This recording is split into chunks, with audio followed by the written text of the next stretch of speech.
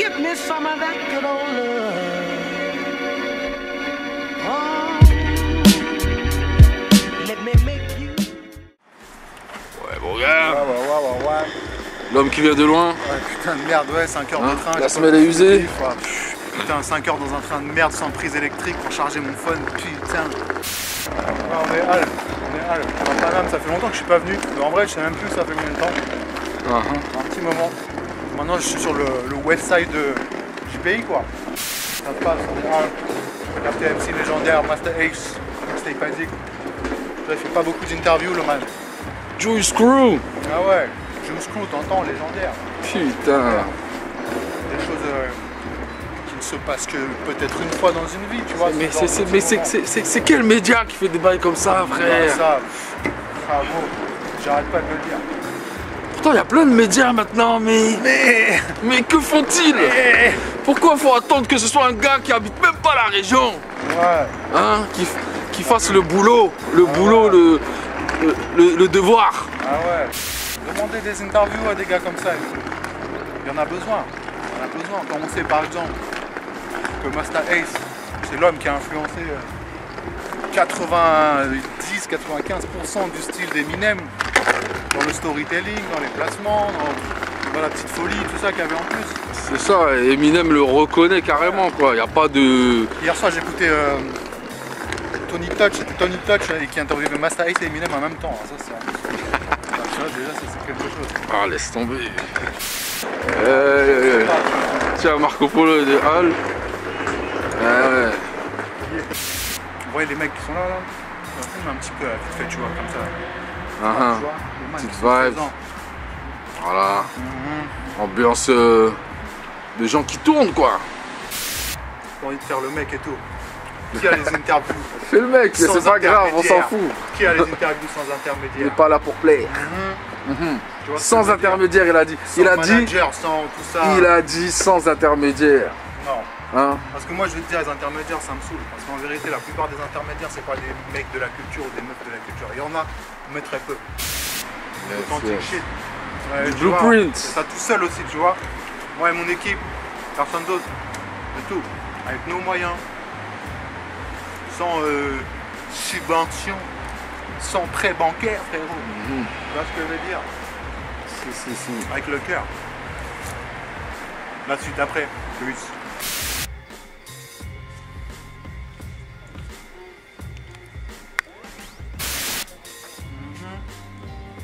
Il est en place. Les gars sont partis déposer leurs affaires. Et aujourd'hui on est en présence de MASTA ACE. L'homme avec un super pen, comme on dit, un pen game impressionnant. Une interview exclusive pour Mixtape Addict.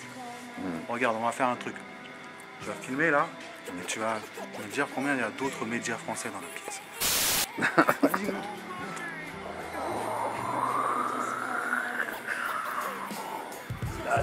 Les médias français. Let's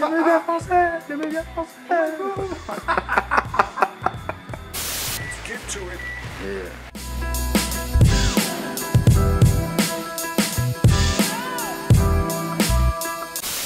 Yeah, Mixtape Addict Report. Et aujourd'hui, je suis avec la légende, chez son beatmaker, MASTA ACE. How you doing, guys? Marco Polo, what's up, man? Bed-Stuy, Flatbush, Brownsville, Crown Heights. Where the music feels good and it sounds right. Summertime, music in the park. Y'all can't write how I write. This be the best part of the game. This is a highlight. There's so many stars in the twilight. So many birds in the flock, very few of them fly right. I be the man in front of the fans gandering. Standing in spotlights, fam, you're panhandling. Animate, most top 10s, you been rambling. Running off with the lips big, Pam Anderson. Gotta ask you, man, the Mixtape Addict question. You know, we're here in Paris today, so I want to start with you, MASTA. Okay. Who is your all-time favorite DJ? Ooh, there's a lot of dudes, man. It's a tough one. A lot of dudes. You can't give me like a, top 3 if you don't want to. Yeah, let's do top 3 because I different categories, right? So for me, like group / scratcher type DJ Premier. Gangstar, I make it do what it do, so true. Classic like the Fu Manchu. Mr. Gangstar, I make it do what it do. Mr. Gangstar. party rocker, like tear a party up, DJ Mr. C. And then pure turntablism, tricks and all of that, Rock Raider.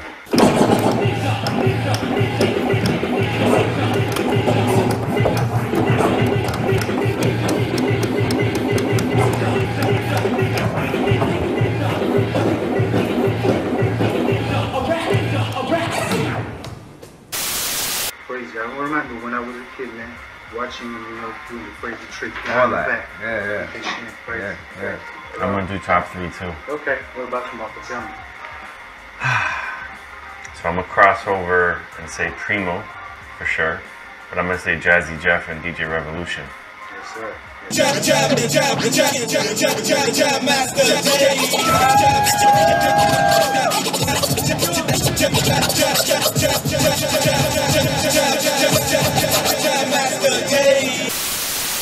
That covers for me the gamut of technical party rocking, you know, production scratching on records.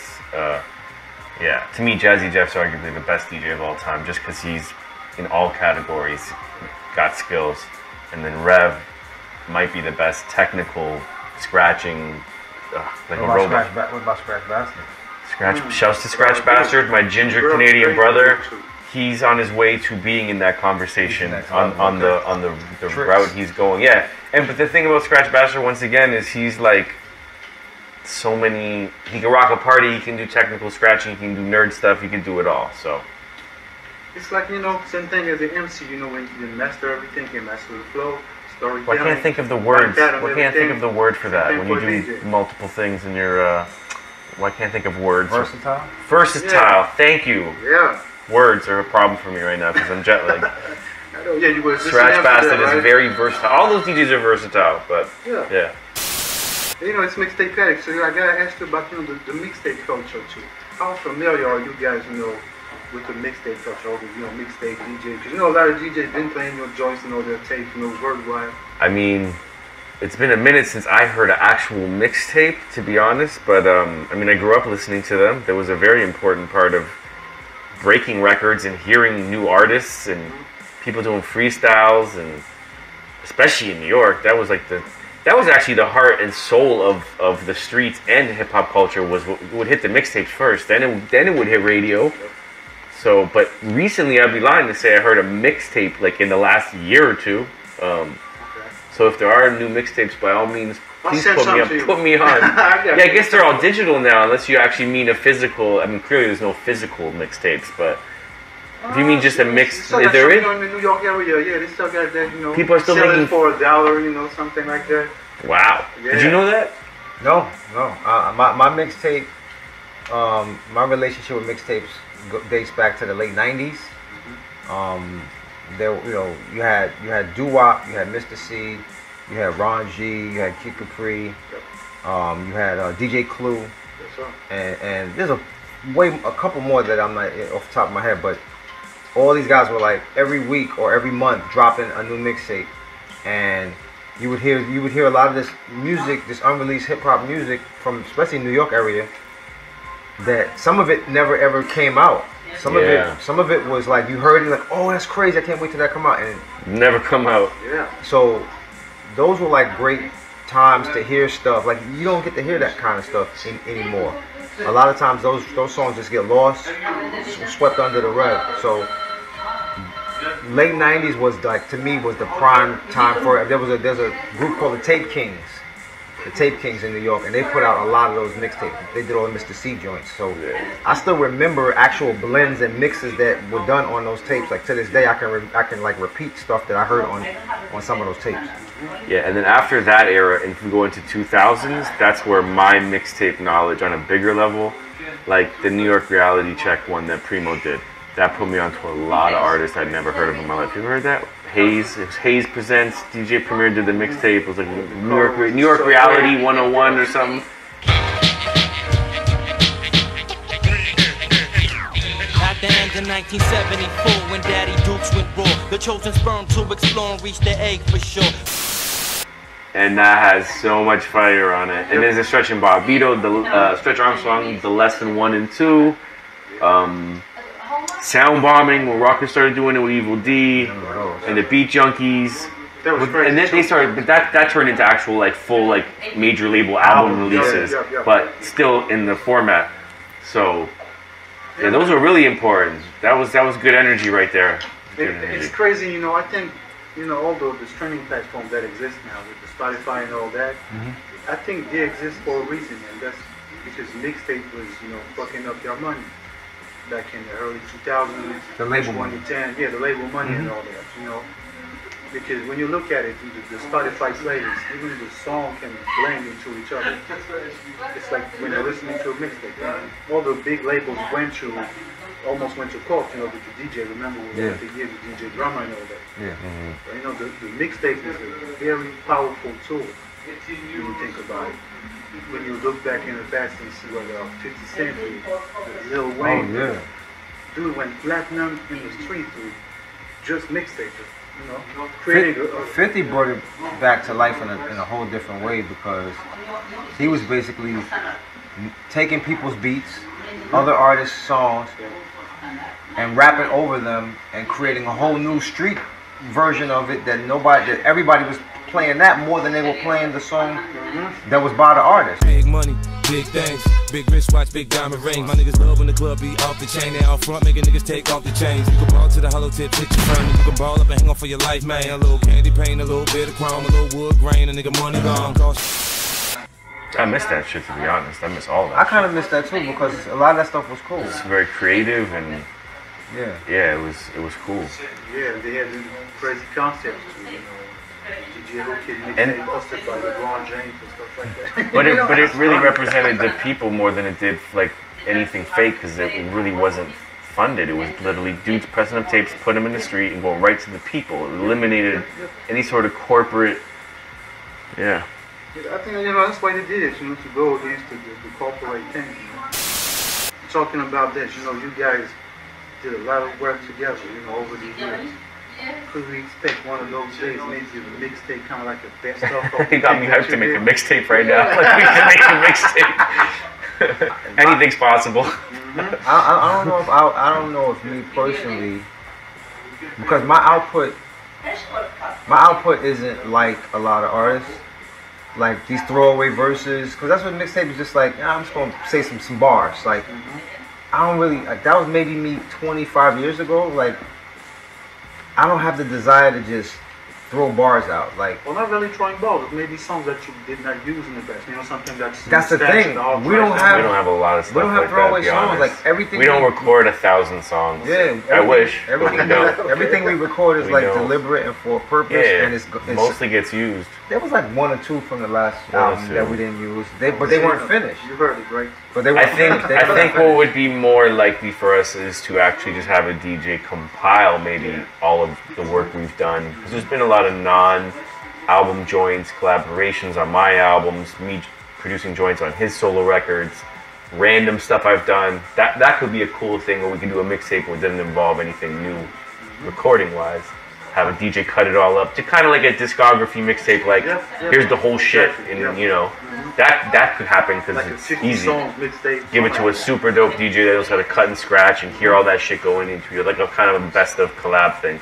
That would be more likely than. The household names, you know, big DJ. You guys are household names in hip hop. I mean, we're lucky. We know a lot of great DJs that are, you know, a bunch. Or even not one DJ, maybe 2 DJs.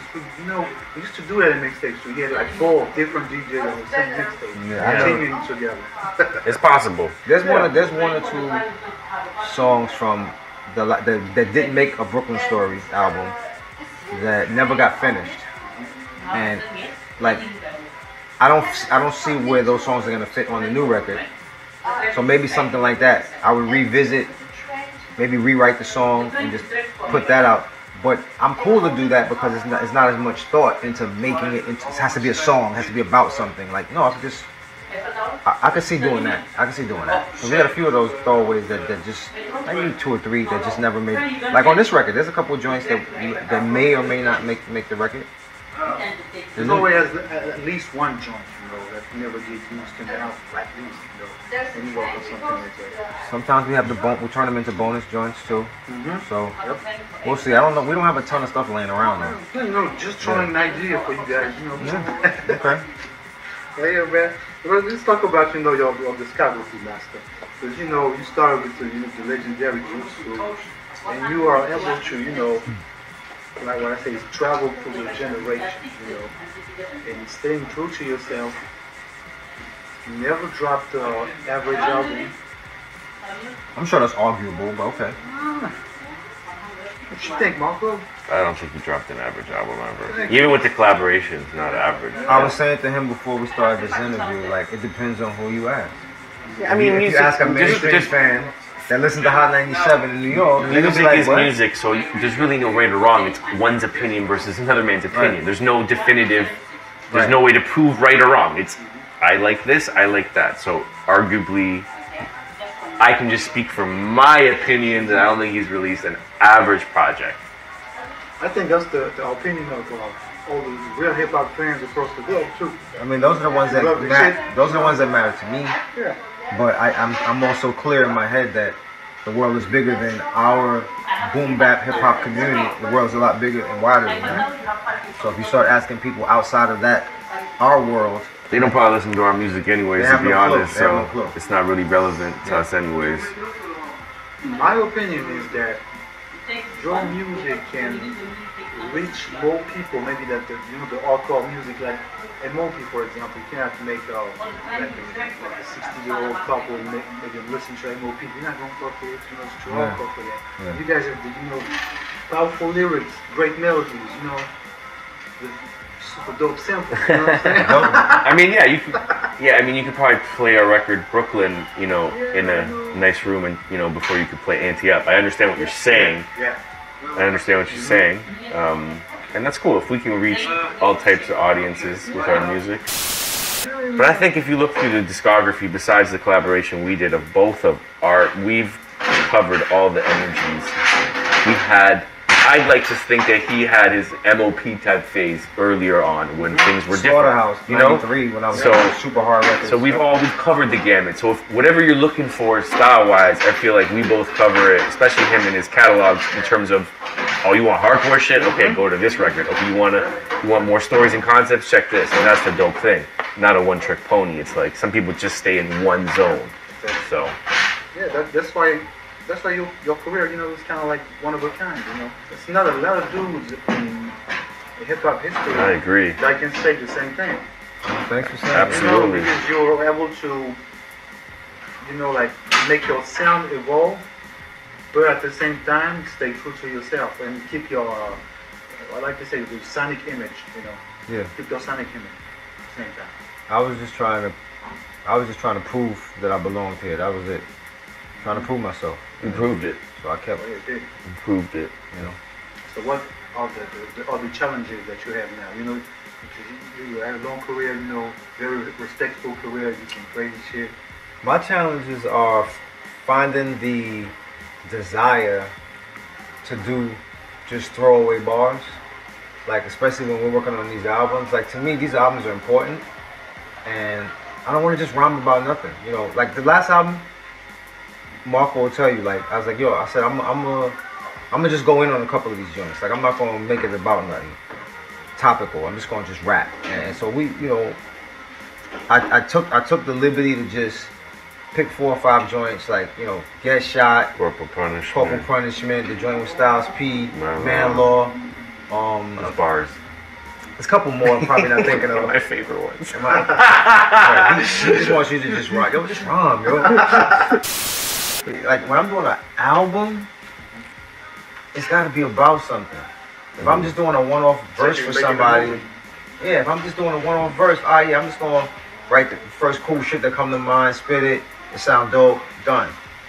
But especially the beats that he's giving me, like, these beats require more than just rhyming. Like, you got to really create a song. So, and I'm cool with that. There's fans out there that want to just hear songs. So There's plenty of dudes just Marco, I rapping. want to hear balls. No, that's not true. I just like a balance. That's all. Yeah, Not that we yeah. don't have it, and you know I rock with everything we recorded. It's just dope. But You got any bar joints on this album, new album? I don't think so.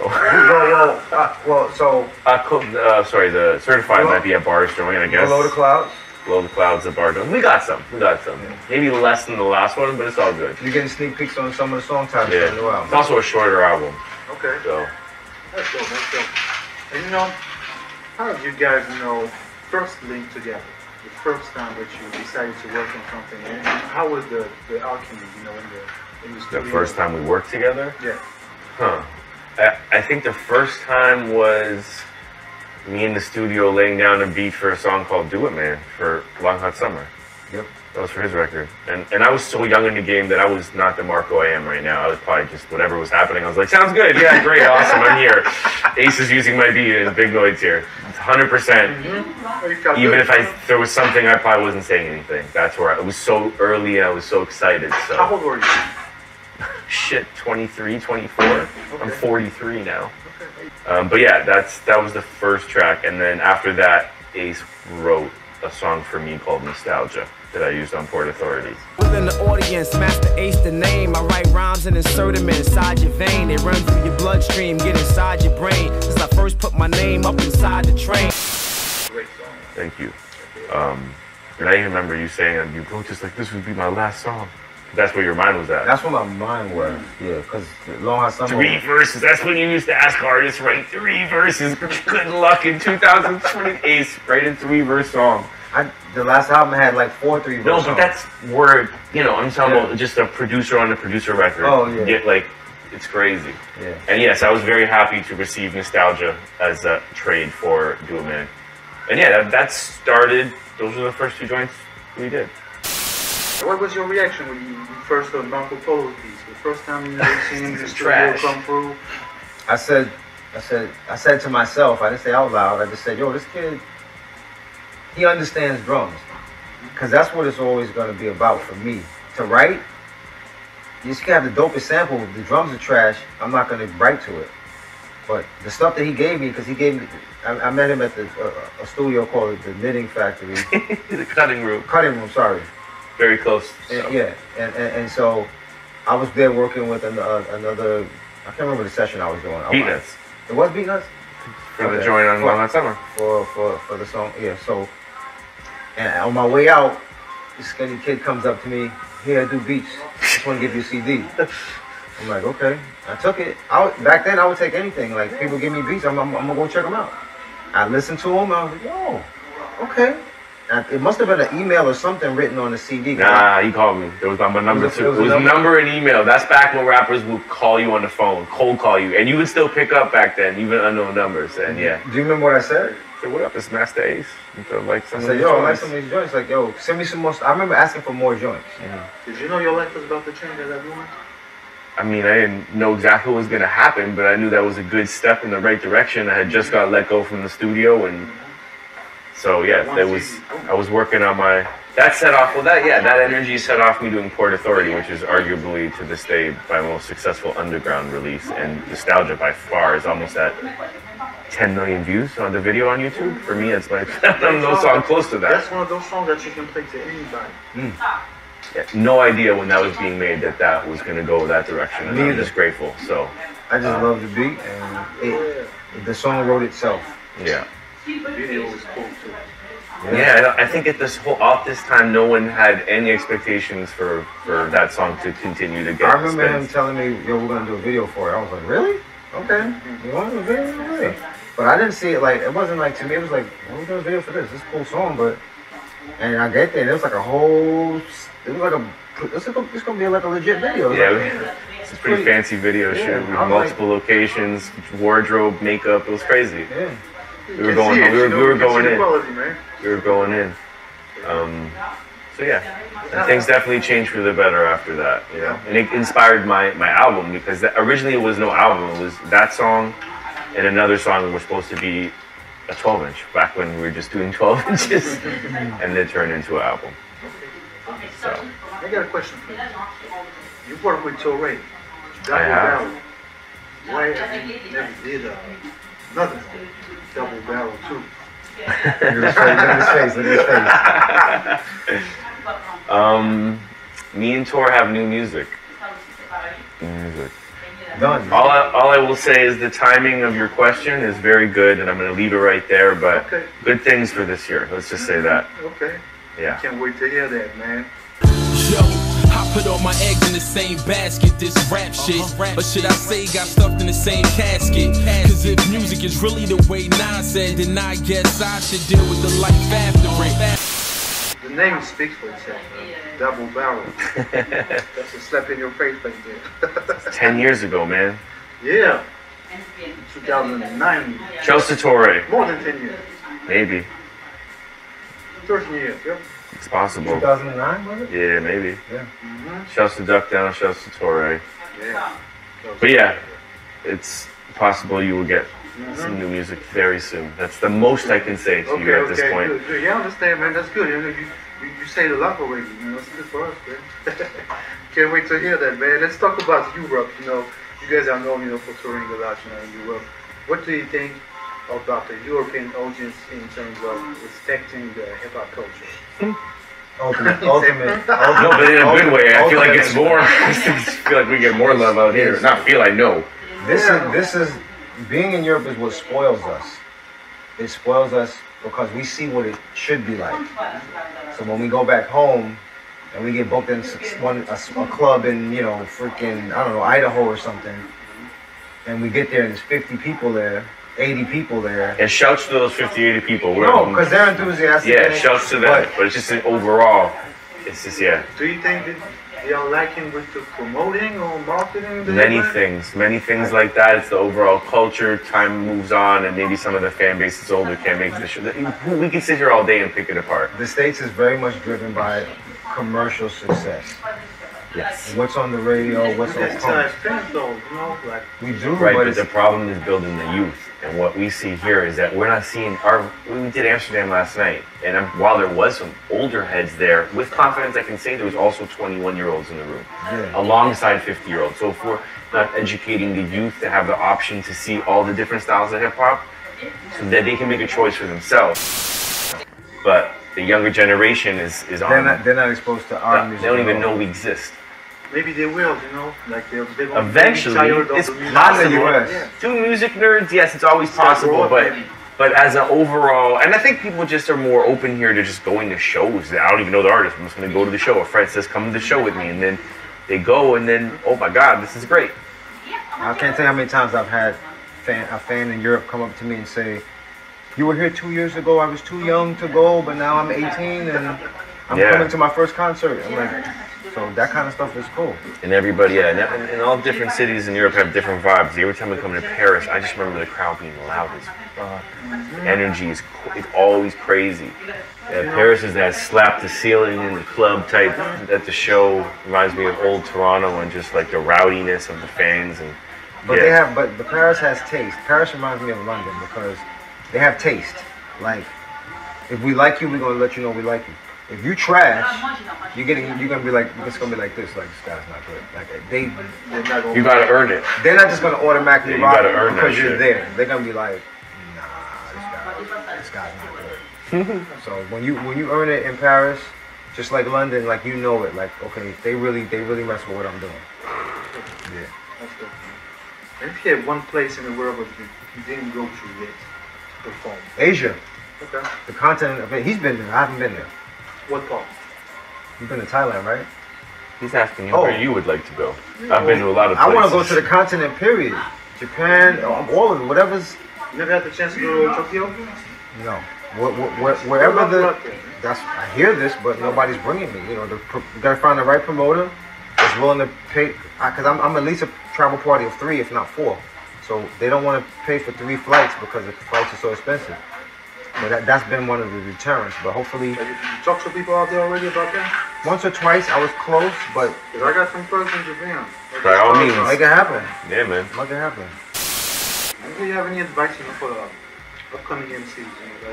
My advice is always to whatever you're writing, be true to what you're writing. Like, make music that's true to who you are. Don't just say something on a song because you hear this rapper or that rapper talking about that stuff, so you say, oh, I got to talk about that.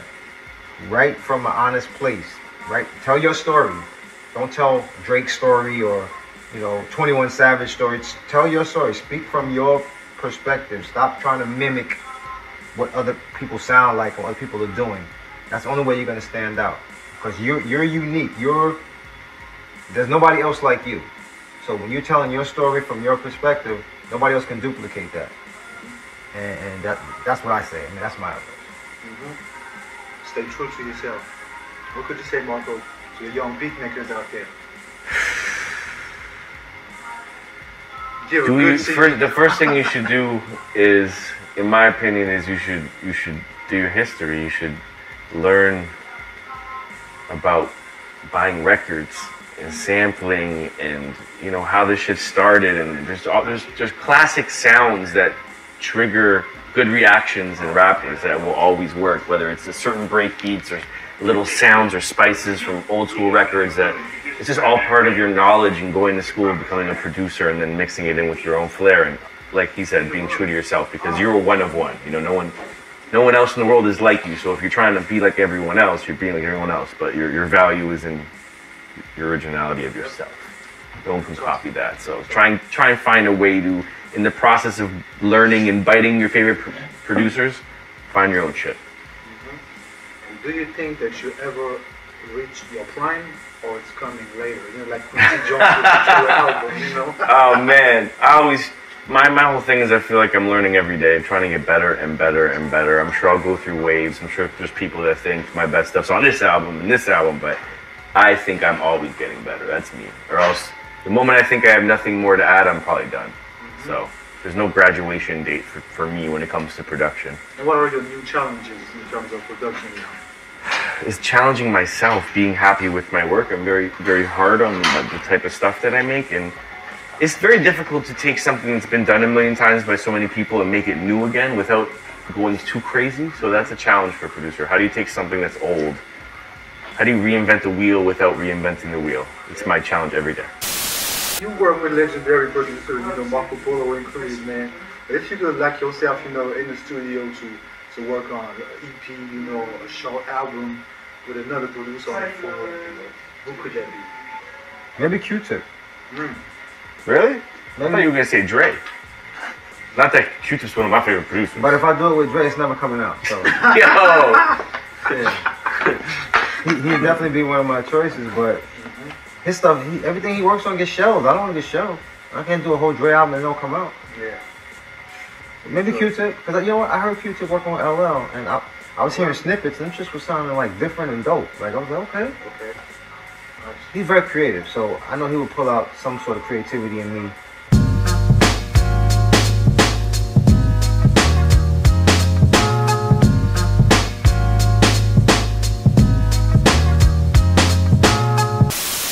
And when are you guys ever coming together? New album, it's being mixed. Okay. I think it's going to be like 14 or 13 joints. I don't want to tell you how many joints. Yeah, it's it something could always like change, that. but it'll be a nice, healthy, full new album, hopefully coming out this year. Nice. That's what I can tell you. Okay, okay. And are you still like creating music right now, like in Ultramons for that album, or it's totally done and now you're just mixing it? The musical elements, the foundation, most of Ace's raps is done. We're just waiting on a couple features. My boy Shiloh is mixing it right now, so it's, yeah, I don't know. I don't want, like I said, I don't want to say anything and then you guys call me on it in 6 months. But I would say the meat and potatoes are done. Okay, okay. I have a question for you. The homie Logic came up with this one. That's a good question. He say, if you want to build a new Juice crew, MCs from 2023 right now. Ooh, that's a good question. That's a good question. Who would you choose? Put you on the spot with that. Okay. All right. You want to give me a number of artists? Because Juice Crew's, it's like 7, 8 people. You go ahead. Doesn't matter? Okay. Yeah. I'm going to say J. Cole. I'm going to say Kendrick Lamar. I'm going to say Sci-Hi the Prince. Yes, sir. Black superhero. Hope to enlighten you in every passage. The hero, get your cash, nigga, below. Them federal agents was like black suits to Neo. High class, every role model I had could get the Rico. My job was to take 100 racks to the Migos. Maybe Big Sean. Okay. He rhymed his ass off. You got a unique voice too. Yeah, yeah. And I feel like we need somebody kind of, well, we need like a G-rap type dude. So Benny the Butcher comes to mind. Put him in there. Need a female, right? So we got, she's actually on our new album, a girl named Shay Noir from Buffalo. Yep, she's dope. So she could be the Shantae. I'm too woke for sleepy niggas. I tote to squeeze these triggers. On her business, on the side, I sell clothes to keep me richer. My baby sister, only person that I'll hire. Healthy diet, stack bread and rock merch like it's designer. No. And then damn, that's a sick Juice Crew 2023 already. That's pretty crazy. And we just need a biz, like somebody with the comedic, you know, who's comedic now?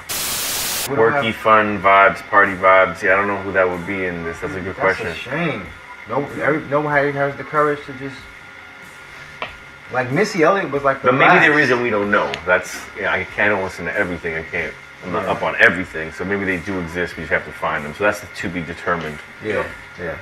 But that's what it's missing so far. Yep, you're right. Yeah, it's like ODB, like Biz Markie, you know. Yeah, somebody like that. Somebody like that. Some craziness. Yeah. Afro. Afro. he's not like, he still wants to be, you know, very lyrical, rapidy rap, which is awesome. But yeah, it's not. I wouldn't say he's biz vibes. Nope. Let's talk about business. You know, the young coming against you know, you gotta teach them, you know, how to survive in this industry and all that. So do you think that right now in 2023, you have to be an entrepreneur at the same time to survive in the industry? Absolutely. That's me. I don't. No, 100%. Yeah. So 100%. you got to use social media, whether you hate it or not. Like if you're not up on that, you got to use it. There's people that are better at social media than their actual artistic musical abilities that will go farther than people with amazing musical abilities because they know how to use social media. That's just the way it is. And you got to do that stuff. It's funny you say that. Yesterday I was listening to 50 Cent talking about Lloyd Banks, and he was trying to tell Lloyd Banks that he should, you know, put pictures of himself on Instagram, you know, talk to his audience. And Banks was like, nah, man, I'm not doing that. You know, it's not me. And 50 Cent said, when he said that word, I've seen a difference. Like you don't have the vision that I have, and that's when everything stops. You know, But what you're saying is really important. So you can have all the talent in the world, but just to be clear, from an artistic perspective, I still fucking hate it. I don't think that. I don't think someone. Yes, but I put my emotions aside and understand. You know, you can complain all you want. It's not going to change. This is where it's at. So to be clear, no one ever that makes beats or writes rhymes wants to think about what am I going to post today in my Instagram story. That's not something I wake up thinking about. I just want to work on good music. Right. But now you got to do that too, and that's just the way it is. So I feel you know I'm the same. I don't like don't see many pictures of me, but you feel this obligation to do it because you see everybody else that's doing it. You see people reacting. Absolutely, I agree. I mean, there's no more magazines. There used to be a million hip hop magazines. You run a full page ad, half page ad. That doesn't exist anymore. So you have to advertise yourself in some way, and that's one of the ways to do it. To get your sound out, your voice out, your image out, so that people know who you are. What are you working on, like in terms of like merchandising, you know, stuff like that, you know, entrepreneurial stuff like? We both have websites. Started my own label, put out my own first records on my own label, instrumental albums, got T-shirts. You know, obviously every time we drop, we cover the gamut in terms of doing shirts and all the vinyl. But yeah, you can count on us putting out vinyl on any release, which is a big part of the merch game when we come out here and selling stuff directly to fans. So I always have cool colors on my vinyl and things like that, and you know.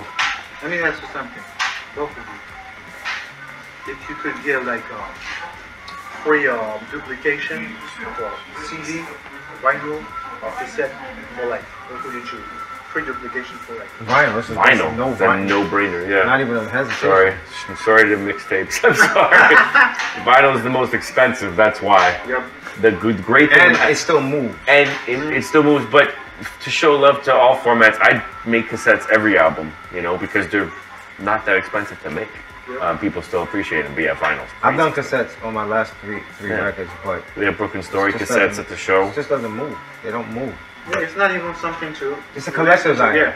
Yeah. You keep the blister on, you know, you live in your room. It's a niche market. I make a little bit. They always, but not crazy. Yeah, vinyl's number one for life. Yeah, I appreciate you guys, man, for having the time to do the interview, man. Yes, thanks, man. Do you have any last word for the audience, man, that's been watching this video? New album dropping this year, MASTA ACE, MARCO POLO. If you're familiar with us, thank you for your support. If not, check us out on the internet. Yeah, Mixtape Addict, that's how we do it. We in Paris, MASTA ACE, MARCO POLO. Signing out. Peace.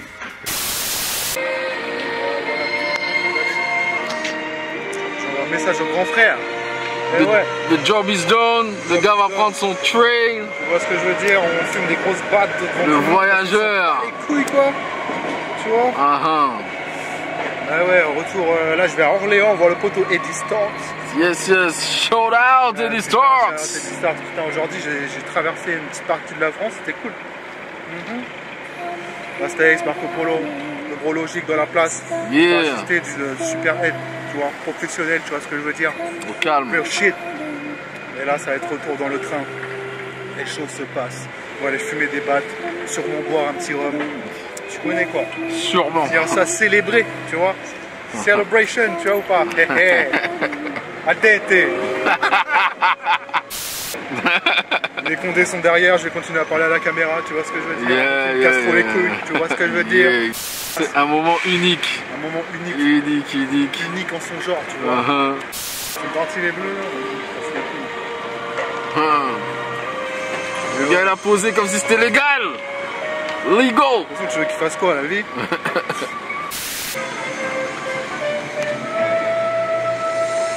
Avec la musique qui va avec.